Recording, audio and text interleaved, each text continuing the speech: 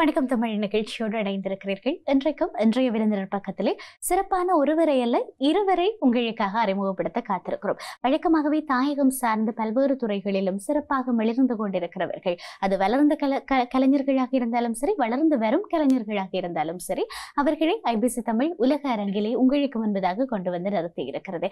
அப்படிப்பட்ட இரண்டு எங்கள் வீட்டு பிள்ளைகளை தான் இன்றைய நாளிலே அழைத்து வந்திருக்கிறோம்.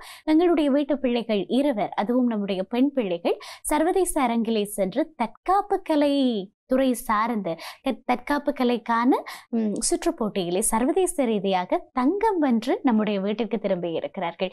அவர்களை அன்றைய நாளிலே ஐபிசி தமிழினுடைய வணக்கம் தமிழ் நிகழ்ச்சி அழைத்து வந்திருக்கிறது உங்களுக்கு முன்பதாக. வணக்கம் ஃபமீலா. வணக்கம். வணக்கம் தனுஷா. வணக்கம். எப்படி இருக்கிறீங்க? நல்லா இருக்கிறோம். ஆரம்பத்திலேயே கேட்டரலாமா, நீங்க அதிகமா பேசுவீர்களா பேச மாட்டீர்களோ தெரியவில்லை. ஒருவேளை எப்படி சொன்னாலும் சொல்லுவீங்க, நாங்க அதிகமா பேச மாட்டோம், உங்களுடைய கைதான் அதிகமாக பேசுவோம்னு சொன்னாலும் ஆச்சரியப்படுவதற்கு இல்லை. ஃபமீலா மற்றும் தனுஷா எங்களோடு இணைந்திருக்கிறார்கள். சர்வதேச ரீதியாக நடந்திருக்கக்கூடிய தற்காப்பு கலைஞர்களுக்கான சுற்றுப்போட்டியில் தங்கம் வென்று நம்முடைய தாய் வீட்டுக்கு திரும்பி இருக்கிற இருவரையும் அன்றைய நாளிலே நாங்கள் அழைத்திருக்கிறோம். சொல்லுங்கள் ஃபமீலா, அவ்வளவு இலகுவாக இந்த துறையை யாரும் தெரிவு செய்வது இல்லை. அதுவும் பெண்களை பொறுத்த வரைக்கும் அவ்வளவு இலகுவாக வரவே மாட்டார்கள், வீட்டிலையும் விட மாட்டார்கள். நீங்க சொல்லுங்க, நீங்க யார் என்கிற அறிமுகத்தை, நீங்கள் என்ன செய்திருக்கிறீர்கள், யார் என்கிற அறிமுகம் எங்களுக்கு இருக்கிறது, என்ன நீங்கள் யார் என்கிற அறிமுகத்தை நேயர்களுக்கு நீங்களே கொடுத்து விட்டுருங்கள். நான் பாடசாலையில் உயர்தரத்தில் என்னுடைய உயிரியல் பிரிவை தெரிவு செய்து அங்கே கற்றுக்கொண்டு வந்தேன். பிறகு அதிலிருந்த ஆர்வத்தின் காரணமாக நான் விஞ்ஞான பாட ஆசிரியராக சாதாரணமாக கிளாஸ் கொடுத்து கொண்டிருந்தேன். அதுக்கு பிறகு அங்கே ஒரு பிள்ளையோட கிளாஸ் கொடுக்கும்போது அங்கே ஒரு பிள்ளை மூலமாக தான் எனக்கு இந்த மாஸ்டரோட டீட்டெயில்ஸ் தெரிய வந்தது. ஸோ அவளோட மாஸ்டரையும் கண்டெக்ட் பண்ணி நான் அந்த கிளாஸுக்கு முதல் போய் சேர்ந்தேன்.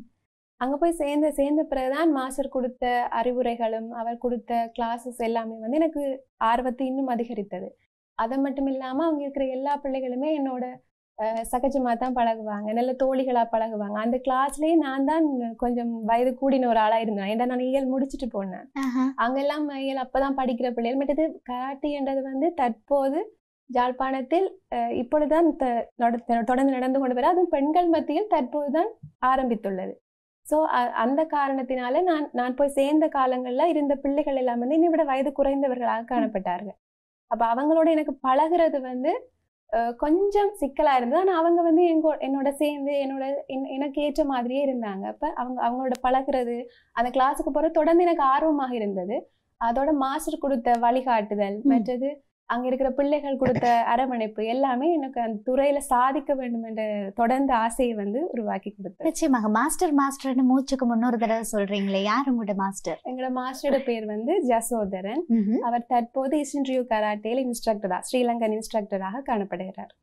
நல்லது. தனுஷா, நீங்க சொல்லுங்க, எப்படி இந்த துறையினுடைய அறிமுகம், எப்படி இந்த துறைக்கு வந்தீங்க, எப்படி தெரிவு செய்தீங்க, நீங்க யாரு என்பதையெல்லாம் சொல்லிவிடுங்க. நான் வந்து ஏஎல் செய்து கொண்டிருக்கிறேன், கலைப்பிரிவு. இந்த முறை எக்ஸாம் எழுத போறேன். எனக்கு மாஸ்டர் வந்து என்னுடைய அப்பா தான். அப்ப அதாலேயே எனக்கு அதுல வந்து கொஞ்சம் ஆர்வம் கூடவா இருந்தது. உங்களுக்கு மாஸ்டர் உங்களோட அப்பாவா, இல்லாட்டி அப்பா உங்களுக்கு மாஸ்டரா? அப்பா தான் எனக்கு மாஸ்டர், அது ரெண்டுமே ஒன்றுதான். என்னுடைய மாஸ்டர் அப்பா, அப்பாவோட மாணவி நான். சொல்லுங்க. அதோட வந்து இந்த எங்களோட கிளப்போட நேம் வந்து கோஷன் எக்ஸ்ட்ரீம் கராட்டி.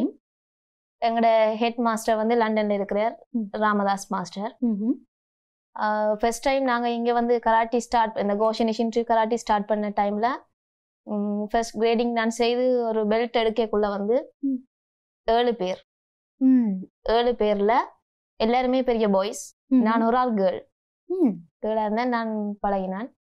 அப்ப வந்து எல்லாருமே சொல்லுவாங்க, என்ன பொம்பளை பிள்ளை போய் கராட்டி பழகிறது, பாரு ஆம்பளை பிள்ளை மாதிரி மாற போகுது அப்படின்ற ஒரு கதையும் வந்திருக்குது.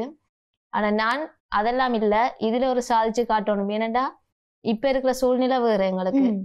நான் ஸ்டார்ட்ல வந்து தனியாவே ஒரு இடமுமே போக மாட்டேன். கராட்டிக்கு வந்த பிறகு நான் எங்க என்னாலும் தனியா போவேன். அந்த இடத்துக்கு என்ன மாத்தினதே இந்த கராட்டி தான். அந்த இதுல இப்ப வந்து முதல் 7 பேரா இருந்த நாங்க இப்ப 500 பேரா மாறி இருக்கிறோம்டா. அதுக்கு எங்கட கராட்டி கிளப் இந்த மாஸ்டர் வளர்ச்சி தான் காரணம். நான் ஒரு பிளாக் பெல்ட் எடுத்திருக்கிறேன் இப்போதைக்கு. பிளாக் பெல்ட்ன்றது சாதாரணம் இல்ல, பிளாக் பெல்ட். சொல்லுங்க. பிளாக் பெல்ட் எடுத்திருக்கிறேன். இப்போ நான் பிளாக் பெல்ட் எடுத்துட்டு மிச்ச வாக்களுக்கும் கராட்டி டீச் பண்ணி கொண்டிருக்கிறேன். எனக்கு ஆசை என்ன மாதிரியே மிச்ச பொம்பளை பிள்ளைகளும் கராட்டி பழகி இதில் ஒரு சாதனை செய்யணும். மற்றது கராட்டி பழகிறது வந்து அநேகமான பேரண்ட்ஸ் சப்போர்ட் பண்ணுறதில்ல. ஆனால் எனக்கு ஒரு வாய்ப்பு, என் அப்பா எனக்கு மாஸ்டராக இருக்கிறபடியா என் ஃபேமிலி எனக்கு நல்ல சப்போர்ட் தருவது. அதே மாதிரி தான் இப்போ வெளியிடங்களில் சொல்லுவாங்க, என்ன ஏற்கனவே அவங்கள குத்து சண்டை அப்படி இப்படின்னு போகிறாங்க, இதுக்கு வந்தால் இன்னும் அடிபாடு கூடும். உண்மையிலே வந்து கராட்டின்றது வந்து அடிபடுறதுக்கு இல்லை. அது வந்து நல்ல ஒழுக்கத்தை எங்களோட கிளப்ல வந்து நல்ல ஒழுக்கத்தை கொடுக்கும். மற்றது நோயொன்றும் வராமல் பாதுகாக்கிறது, உடம்புக்கு நல்ல சக்தியை கொடுக்கறதா ஒரு கராட்டி. ஆனால் பல பேருட நினைவுல வந்து இதுதான் இருக்குது, எப்படியும் அடிபடுறது குத்துப்படுறது, அந்த சிந்தனையை எல்லாரும் போக்கணும். நிச்சயமா நிச்சயமா. எல்லோருமே நினைச்சிருப்பாங்க தற்காப்பு கலை சார்ந்து நான் இருவரை அழைத்து வந்திருக்கிறோம் அப்படி என்று சொன்ன உடனே நினைத்திருப்பீர்கள் நல்ல இதெல்லாம் போட்டுக்கொண்டு ட்ராக் ஷூட் எல்லாம் போட்டுக்கொண்டு இதற்கு ரெடியாக வந்திருப்பார்கள் அப்படின்னு சொல்லி. ஆனால் எங்களுடைய பிள்ளைகள் என்பதை எப்போதும் நிரூபிப்பார்கள். ஏனென்றால் களத்திலே உங்களுக்கு நான் சொல்லி தெரிய வேண்டியது இருக்காது. களத்திலே நாங்கள் களமாடியவர்கள், எங்களுடைய பெண்கள் படைகளுக்கு தலைமை தாங்கி அங்கே முன்னோக்கி நகர்ந்திருக்கிறார்கள். அவ்வாறு நகர்கிற போதும் எங்களுக்குள்ளே இருக்கக்கூடிய மன வலிமை தான் எங்களுடைய பெண்களை சர்வதேச அரங்கிலே அடையாளப்படுத்தியது. இன்றைக்கு இந்த கராத்தே என்கிற தற்காப்பு கலை உங்களுக்கு கொடுத்திருக்கக்கூடிய மன வலிமை இன்றைக்கு உங்களையும் சர்வதேச அரங்கிலே கொண்டு போய் நிறுத்தி இருக்கிறது. மிக நன்றாக பேசுகிறீர்கள். அது என்னென்றால் நீங்கள் சட்டத்துறை மாணவியும் கூட இல்லையா பமிலா? இப்படி இருக்கு, நீங்கள் இருவரும் பேசுகிற போதே அது உள்ளார்ந்த ரீதியாக இந்த அளவுக்கு அந்த தற்காப்பு கலை இறங்கி இருக்கிறது என்பதை உணரக்கூடியதாக இருக்கிறது. உங்களுடைய சர்வதேச போட்டி பற்றி சொல்லுங்கள். சர்வதேச போட்டி என்று நான் முதலில் தான் சென்றிருந்தேன் இந்தியாவுக்கு. எனக்கு மிகவும் ஹெல்ப்பாக வந்தவா. அப்போ நாங்கள் ஃபர்ஸ்டாக போக வந்து கொஞ்சம் நர்வஸாக இருந்தது, ஏர்போர்ட்லேயே நர்வஸாக இருந்தது போகிறது. அது எங்களுக்கு தனியாக தான் போனாங்க நாங்கள் 2 பேரும். என்னுடைய அம்மாவும் வந்தவா என்னோட. இந்த இடத்துல நான் எங்களோட அம்மா அப்படி சொல்லணும், எங்களோட அம்மா தான் எனக்கு ஃபுல் சப்போர்ட். அவள் இல்லாட்டி நான் எந்த ஒரு துறையிலையும் எதுவும் சாதிக்க மாட்டேன். என்னுடைய அம்மா தான் என்னுடைய எல்லா வளர்ச்சிக்கும் காரணமானவர். எனக்கு எப்பவுமே பக்கபலமாக காணப்படுபவர். அப்போ அவவும் என்னோட சேர்ந்து ஏர்போர்ட் இந்தியாவுக்கு வந்தவர். இப்போ இந்தியாவுக்கு நாங்கள் பிரயாணம் செய்யும் போதே பயந்து கொண்டு, இன்டர்நேஷ்னல் எப்படி இருக்கும் தெரியாது, பயம். அப்போ பயந்து கொண்டு அங்கே போன பிறகு அங்கே வந்து எங்களுடைய மெயின் லண்டன் மாஸ்டர் வந்து யூகேல இந்த இசென்ட்ரியோ கராட்டி வச்சுக்கிட்டவர் வந்து வந்தவர். அப்போ அவரோட நாங்கள் அங்கே கண்டக்ட் பண்ணி அங்கே ஒர்க் எல்லாம் பண்ணிட்டு இருக்கும்போது என்ஜாய்மெண்ட்டாக நாங்கள் இன்டர்நேஷ்னல் இதே மறந்து போய் தான் நாங்கள் எல்லாருமே என்ஜாய்மெண்ட்டாக இருந்தது. பிறகு டூர்னமெண்ட் அண்டர் சொல்லும்போது அந்த விடியலேருந்தே கொஞ்சம் பதட்டமும் யோசிச்சு கொண்டே இருந்தோம் என்ன செய்ய போகிறோம்னு. ஆனால் எங்களோட மாஸ்டர் இங்கே ஜசோதரன் மாஸ்டர் சொல்லி தந்த அவலத்தையும் நாங்கள் எவ்வளவு நாங்கள் ட்ரை பண்ண முடியுமோ அவ்வளவு நாங்கள் கொடுத்தனாங்க. ஸோ உங்களுக்கு அதால தான் மாஸ்டர் எங்களோட வெற்றிக்கு முழு காரணம் வந்து எங்களுடைய மாஸ்டர் ஜசோதரன் மாஸ்டர் மட்டுமே என்பதை நான் சொல்லிக்கொள்வேன். நிச்சயமாக. சரி, ஒரு பெரிய வெற்றியை வீட்டுக்கு எடுத்துட்டு வந்திருக்கிறீங்க. வீட்டுக்கு ஒரு வெற்றியை கொண்டு வர நேரத்தில் அந்த வெற்றி என்னன்னு நீங்க பார்க்கத்தானே வேணும். உங்களுடைய கைகளில் இருக்கிற அந்த மெடலை காண்பிச்சிருங்க எங்களுடைய நேயர்களுக்கிட்ட. அது என்னன்ற விளக்கத்தை நீங்களே கொடுத்து விடுங்க. என்ன போட்டி, என்ன பிரிவிலே நீங்கள் அதை வென்றிருக்கிறீர்கள், என்ன பதக்கங்கள் என்பதையும் சொல்லிவிடுங்க. நான் வந்து காட்டா போட்டியில், காட்டா என்பது வந்து எங்களுக்கு ஒரு சிலபஸ் தான். அது தொடர்ந்து ஒரு ஃபைட் ஒன்று வந்து எப்படி நாங்கள் தொடர்ந்து கண்டினியூ பண்ணி செய்கிறதுன்ற சொல்லி காட்டுற வந்து ஒரு சிலபஸ். அதில் வந்து நான் கோல்டு மெடல் எடுத்தேன். நான் என்னோட 4 மாணவிகள் கலந்து கொண்டார்கள். அதில் வந்து 3 பேர் வந்து 13 வயதுக்கு உட்பட்டவர்கள். அண்ட் அதன் பிறகு என்னோட ஒரு 37 வயது ஒரு அக்காவும் கலந்து கொண்டார். அவருடன் சேர்ந்து நான் கோல்டு மெடல் எடுத்துக்கொண்டேன். நல்லது. அதை நேயர்களுக்கு வடிவாவே தூக்கி காட்டிடலாம். நாங்க கோல்டு மெடல் எடுத்துட்டு வந்திருக்கிறோம், கட்டாயம் காட்ட வேண்டும். அது எங்களுடைய பெருமையும் கூட. உங்களுக்கு மனமாற எங்களுடைய வாழ்த்துக்களை சொல்லிக் கொள்கிறோம். சொல்லுங்க உங்களுடைய பதக்கம் பற்றி. நான் வந்து ஃபைட்ல கோல்டு மெடல். எந்த ஏஜை விட கொஞ்சம் பெரிய ஏஜ் உள்ளாக்கள் தான் என்னோட வந்தவங்க ஃபைட்டுக்கு. அதுல வந்து எனக்கு கிடைச்சது கோல்டு மெடல். உண்மையிலேயே எந்த மாஸ்டர் சொல்லி தந்த அந்த டெக்னிக்கல்ஸ் அதுகளை நான் யூஸ் பண்ண முடியாதான் எனக்கு இப்ப இந்த பதக்கம் கிடைச்சிருக்குது. நல்லது. மற்றது காட்டாவில சில்வர் மெடல், எனக்கு 2nd பிளேஸ் கிடைச்சது. என்னோட வந்து 7 பேர் பங்கு பெற்றினாங்க. அதுல நானும் இன்னொரு பிள்ளையும் 2 பேர் தான் எங்களோட பச்சுக்குரியாக்கள். மிச்சம் எல்லாமே பெரிய பெரிய ஆக்கள் அவங்களோட சேர்ந்து செய்ததுல எனக்கு சில்வர் மெடல் கிடைச்சது. என்னென்ன நாடுகள் வந்திருந்தார்கள், யாரெல்லாம் உங்களோட போட்டிக்கு வந்திருந்தார்கள்? இந்தியா முழுவதுமே வந்திருந்தது. மும்பை, சென்னை, எல்லா மாநிலங்கள்லயும் வந்திருந்தாங்க. எல்லா மாநிலங்களையும் வந்திருந்தார்கள். அதோடு இஷின்ரியோ கராட்டே மட்டுமல்லாது ஓபன் கராட்டே டூர்னமெண்ட்ன்றதால ஷோட்டோகான் அப்படி வேற வேற கராட்டே டீம் ஆட்களும் வந்திருந்தாங்க. சரி, இந்த பயணம், இந்த வெற்றி பயணம் வந்து இதோட முடிய போறது இல்ல, அடுத்து லண்டனுக்கு போவதற்காக தயாராகி கொண்டிருக்கிறீர்கள், அப்படித்தானே?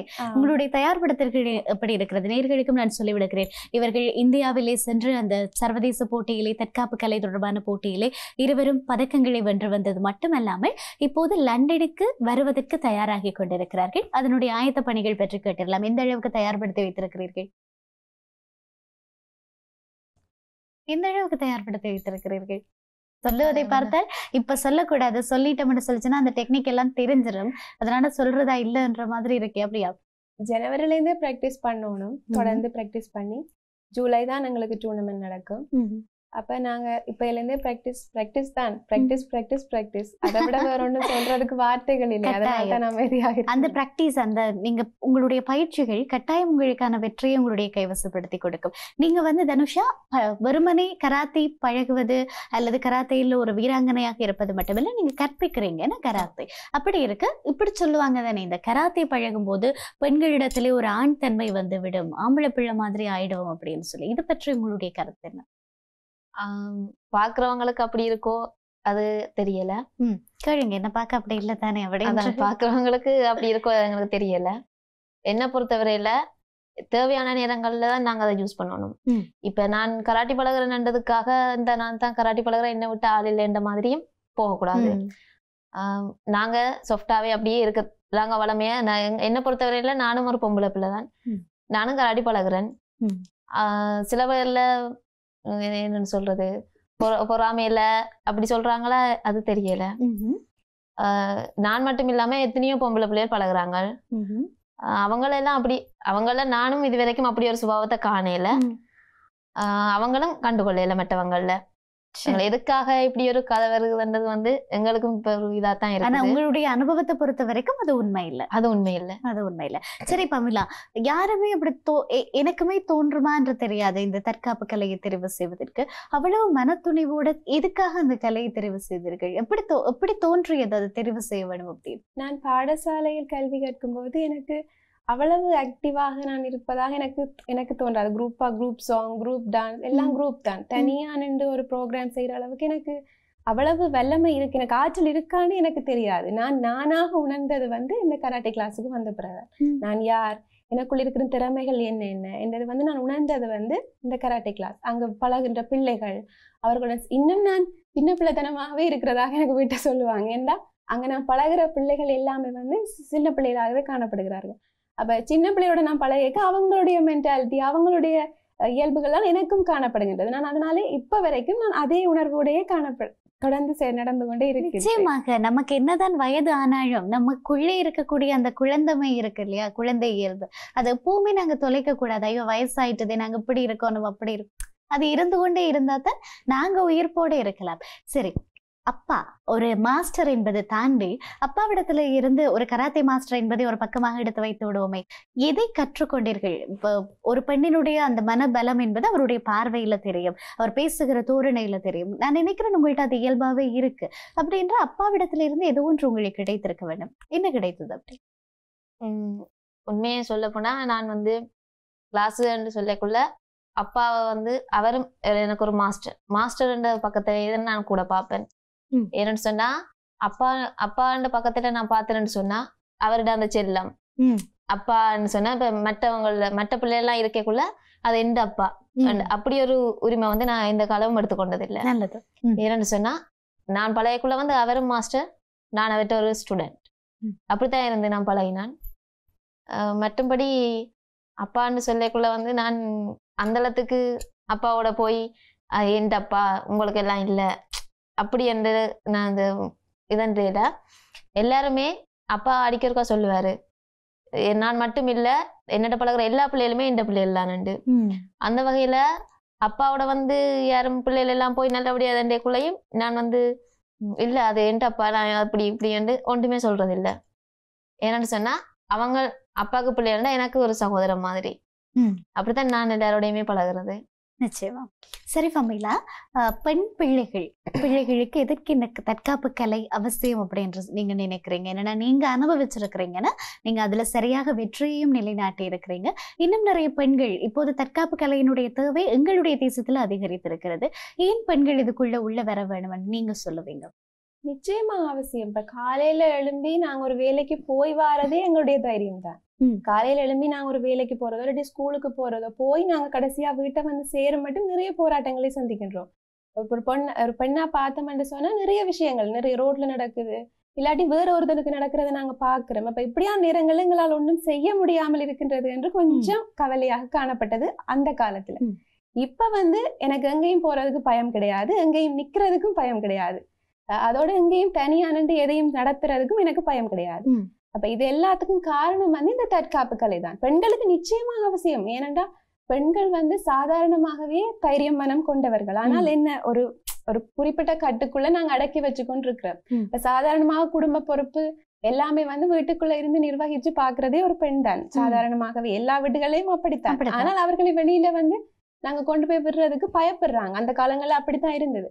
ஆனா இப்ப இந்த காலங்களை பொறுத்த வரைக்கும் வந்து ஏன் இப்பயும் அப்படியே இருக்கிறாங்க தொடர்ந்துன்னு கொஞ்சம் கவலையா இருக்கு. இப்ப மீடியால சாதிக்கிறதும் சரி, தொடர்ந்து எத்தனையோ துறைகள் இருக்கின்றது. அப்ப அவ்வளத்தையும் பார்க்கும்போது வந்து ஏன் இன்னும் சில பேர் கொஞ்சம் தள்ளி எங்கேயும் போறதுக்கு பின்வாங்கி கொண்டே நிக்கிறாங்கன்னு பயமா இருக்கு. அப்ப அவங்களுக்கு எல்லாம் நான் சொல்லுவேன், இப்படி கராட்டி இருக்கு, இப்படி வந்து பழகுங்க, இன்ட்ரெஸ்ட் இருக்கான்னு சொல்லி ஒரு குறிப்பிட்ட லெவலுக்கு மேல நாங்க கேட்க முடியாது. ஆனா குறிப்பிட்ட அளவுக்கு நான் இயல்பாகவே அவர்களை வந்து என்கரேஜ் பண்ணுவேன், வாங்க உங்களுக்கு பிடிச்சிருந்தா வந்து சேருங்க. ஏன்னா எனக்கு கராட்டி நிறைய கொடுத்தது, நிறைய இயல்புகளை எனக்கு வளர்த்து கொள்றதுக்கு வழிவகுத்தது. நிச்சயமா அந்த இயல்புகள் என்னன்னு சொன்னா இன்னும் உதவியாக இருக்கு. இப்ப கராத்தே பழகுவதற்கு முன்னிருந்த ஃபமிலாவுக்கும் கராத்தேக்கு பிறகு இருக்கிற ஃபமிலாவுக்கும் நிறைய வித்தியாசம் இருக்கு. உங்களுடைய வீட்டு உங்களுக்கு தெரிஞ்சவங்களே அதை அவதானிச்சிருப்பாங்க, அதையும் சேர்த்தே சொல்லிவிடுங்க. அப்ப என்னன்னு சொன்னா சாதாரணமாக நான் இதுலயுமே கலந்து கொள்ள மாட்டேன். அதான் சொன்னேன், பாடசாலையிலேயே குரூப் சாங், குரூப் டான்ஸ் எல்லாமே குரூப் தான். எல்லா திறமைகளும் இருக்கும், ஆனால் குரூப்பாகவே போயிடுவேன். ஏன் நான் தனியா போயிடணும், ஏன் நான் தனியா தெரியணும், சப்போஸ் ஏதாவது பிழை விட்டேனண்டா மற்றவங்க என்ன சிரிப்பாங்க எல்லாம் கொஞ்சம் பயமா இருந்தது. ஆனா இங்க வந்த பிறகு வந்து எல்லாமே எனக்கு வந்து ஒரு பழகிட்டு ஏன் நான் பயப்படணும், பயப்படுறதுக்குரிய காரணம் என்ன, நான் என்ன பிள்ளை செய்தேனா இல்லாட்டி என்ன செய்ய போறேன், என்னுடைய திறமையை நான் வழிகாட்டுறதுலயும் யாருக்கும் பயப்பட தேவையில்லைன்னு நான் நினைச்சுட்டேன். இதுக்கெல்லாம் வந்து என்னுடைய மாஸ்டரும் என்னுடைய தோழிகளும், முக்கியமா இவ்வளவு நான் முக்கியமா சொல்லணும், என்னோட மாஸ்டரோட மகள் மாதிரியே என்னோட பழகுறே இல்லை, நல்ல ஒரு தோழி சக தோழியாகத்தான் பழகுவார்.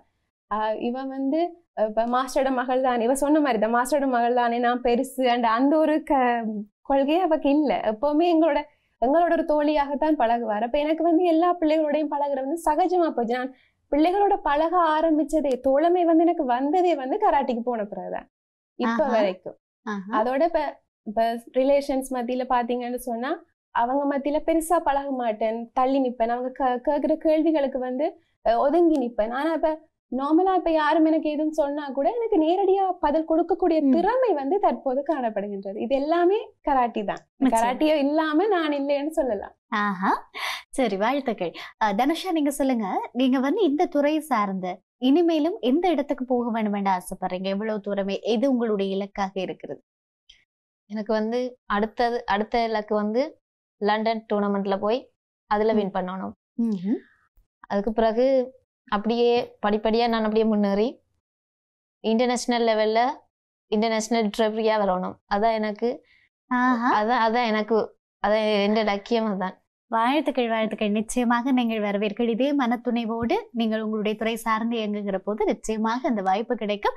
அப்பவும் ஒரு நாள் நாங்க அப்படி கூப்பிட்டு உங்களை கதைக்க வேணும், அப்படி ஒரு நாள் அமைய வேணும் என்ற வாழ்த்துக்களும் பிரார்த்தனைகளும்.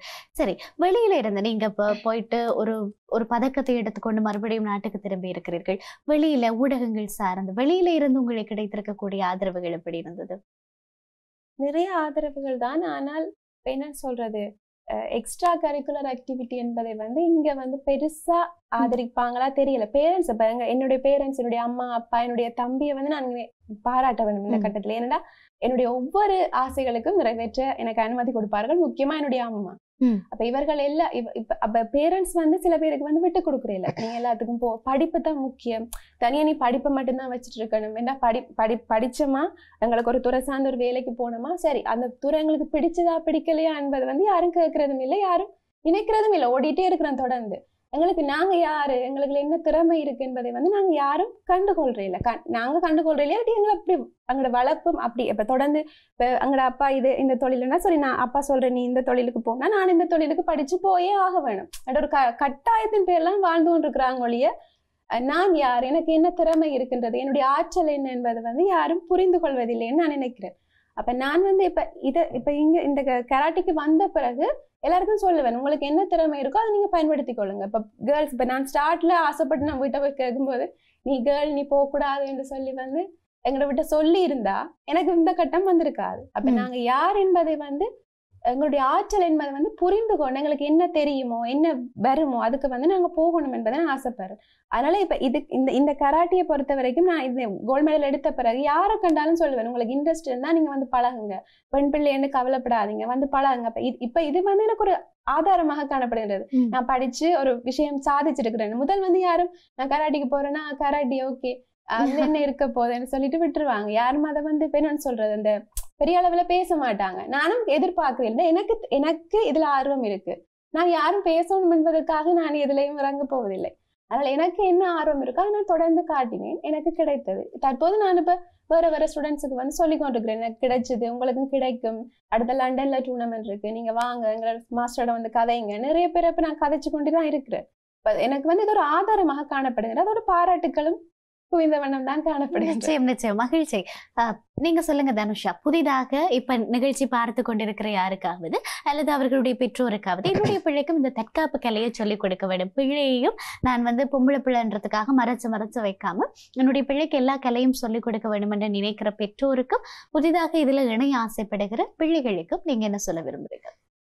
உண்மையிலேயே ஒரு பெண் பிள்ளை வந்து ஒரு ஆணோட கதைக்குள்ள வந்து சரியா பயப்படுவாங்க.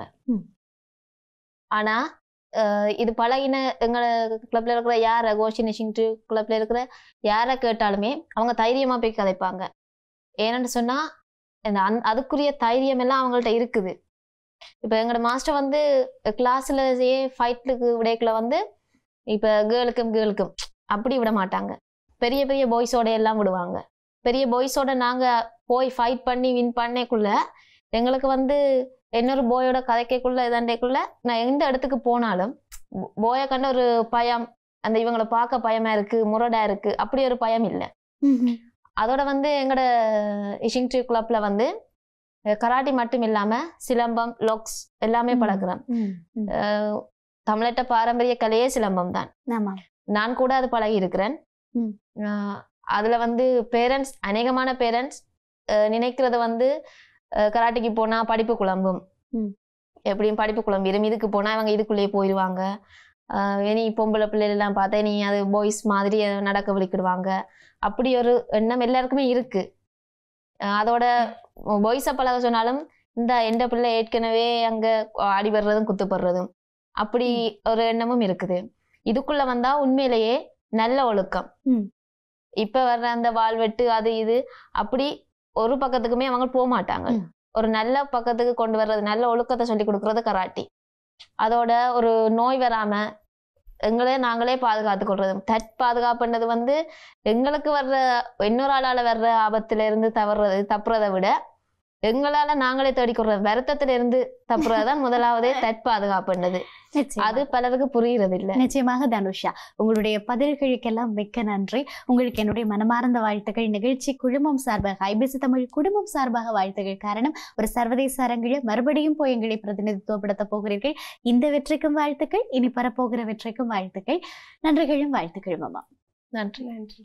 நிமிர்ந்த நன்னடை, நேர்கொண்ட பார்வை, நிலத்தில் யாருக்கும் அஞ்சாத நரைகள், ஞானச்செருக்கு கொண்ட செம்மை மாதர் ஒரு நாளும் திரும்புவதில்லை. எங்களுடைய பிள்ளைகளுக்கு வாழ்த்துக்கள் சொல்லிக்கொண்டு மீண்டும் இன்னும் ஒரு விருந்தினர் பக்கத்திலே சந்திக்கலாம். வணக்கம்.